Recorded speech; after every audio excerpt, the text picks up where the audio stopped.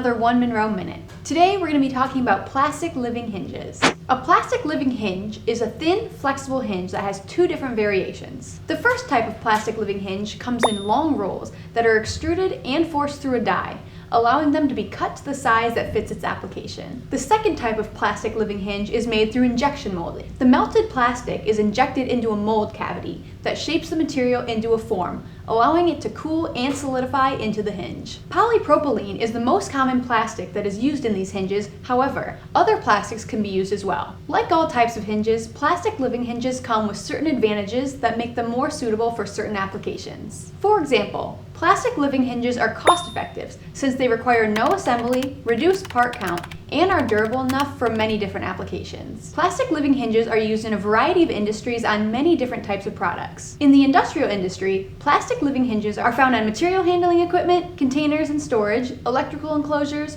toolboxes, and protective equipment. They're also commonly used in packaging, including egg, fruit, and cheese containers. Takeout boxes and other resealable food packages use plastic living hinges as well. They're used in medical devices for snap-fit lids and hinged covers on diagnostic devices, as well as in adjustable beds. Even everyday objects such as plastic binders, pencil boxes, cases for glasses, and certain notebooks use plastic living hinges for their flexibility and ease of use. To learn more about plastic living hinges, be sure to reach out to one of our sales engineers. Thanks for watching this week's video. Don't forget to like and subscribe for more videos in the future, and we'll see you next time with another One Monroe Minute.